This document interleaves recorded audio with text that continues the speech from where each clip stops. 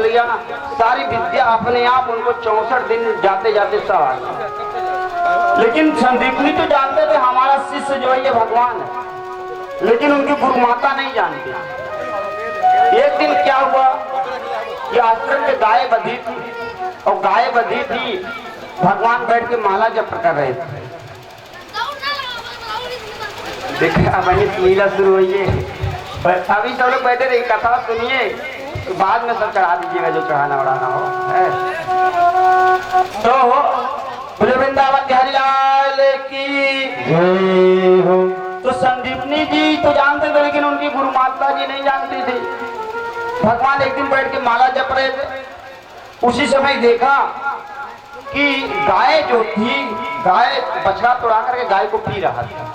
जब पी रहा था तो भगवान ने सोचा मैं बैठ के माला जप रहा हूँ, अभी गुरु जी आएंगे और गुरु माता आएंगी, कहेंगे कि देखो बछड़ा दूध पी गया, तुम क्या कर रहे थे, इतना नुकसान हो गया, हमको डांटेंगे, क्या करें। भगवान ने चारों ओर देखा, चारों ओर देखा कोई था नहीं। तुरंत क्या काम किया, अपना चतुर्भुज रूप बना लिया।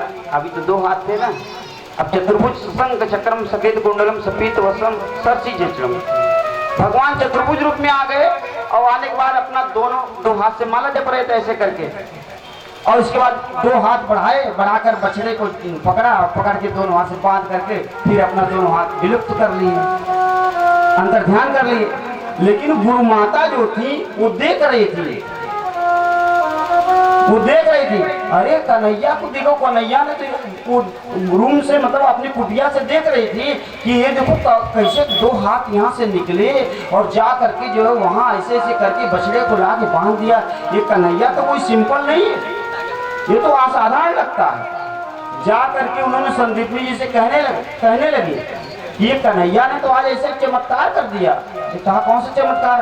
अरे कहा मैं बैठी थी देख रही थी, कन्हैया माला जप रहा था और जपते जपते गायत्री मंत्र जप रहा था।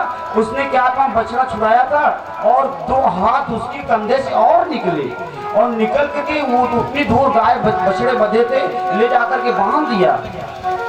तो संदीपनी जी मुस्कुराए, कहा तुमको नहीं पता, वो कन्हैया नहीं है, वो परमेश्वर है, तुमको पता होना चाहिए।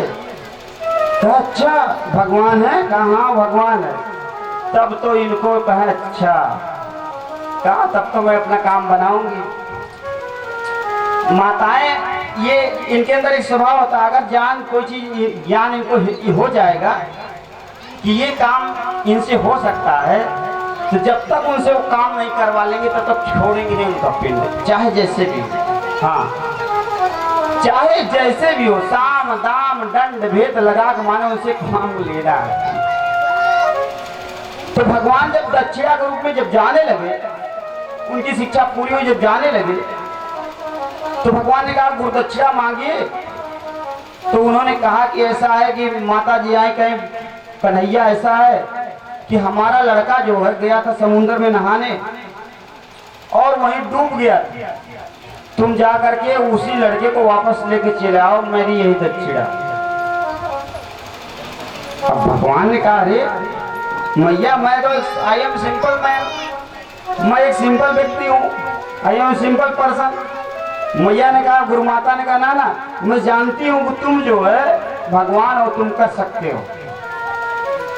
भगवान भाई गुरुदक्षिणा थी, शिक्षा लेने के बाद गुरुदक्षिणा देना अनिवार्य होता है। अगर जब आप दक्षिणा नहीं देते हैं तो आपका यज्ञ सफल नहीं होता, आपकी शिक्षा पूरी नहीं होती है।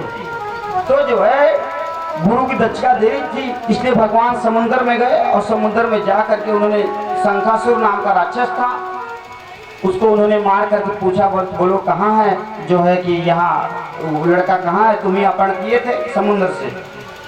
उसने कहा नहीं नहीं प्रभु मैंने नहीं किया था। इसके बाद समुद्र से पूछा कि कहाँ डुबाया गया उस बच्चे को, तो समुद्र ने कहा कि ऐसा है कि इस समय यमराज के यहाँ है। भगवान तुरंत यमराज के यहाँ पहुँच गए। यमराज ने देखा प्रभु आए हुए हैं, उनको अपना सुंदर आसन बैठाया, कहा प्रभु क्षमा करिएगा, बताइए हमसे क्या गलती हुई, आप आदेश करते तो मैं खुद वहाँ चला आता, आपको आने का कष्ट क्यों देना, आपको आने का कष्ट हुआ। भगवान ने कहा इसकी चिंता मत करो, हमारे गुरु का पुत्र यहाँ पर तुम्हारे यहाँ है और उस पुत्र को तुम क्या काम करो, बिना उसके कर्म पर, बिना उसके पाप पर ध्यान देते उसको, उसकी जीवात्मा को वापस कर दो। बिना उसके पापों का ध्यान देते उसकी जीवात्मा को वापस करो। तो यमराज ने कहा कि प्रभु जैसी आपकी आज्ञा, उस जीवात्मा को वापस किया और भगवान ने तुरंत अपने योग बल से उसके शरीर की रचना किया। जितने उम्र में वो जो है मतलब डूबा था समुद्र में, उतने ही उम्र में ले जाकर भगवान ने गुरु माता को समर्पित किया। कहा कि ऐसा है कि देखिए यही आपका पुत्र है। गुरु माता ने कहा हाँ कन्हैया यही तुम्हारा पुत्र, यही मेरा लाल है। धन्य हो गई मैं तुमको शिष्य के रूप में पा करके, और अपने पुत्र को गले से लगा लिया। कहा कन्हैया मैं धन्य हुई। भगवान ने वहां अपने गुरु को दक्षिणा देने के बाद फिर से वापस आए, और आने के पश्चात जो है फिर द्वारिका में भगवान ने क्या काम किया कि कुछ दिन द्वारिका में रहे। एक कालियावन नाम का राजा था, कालियावन जिसका नाम था, जो कि बहुत बलशाली था।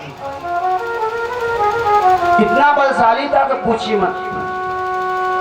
भगवान ने बेटा अभी तुम लोग वहीं चढ़ा दे, हाँ ठीक है रखो।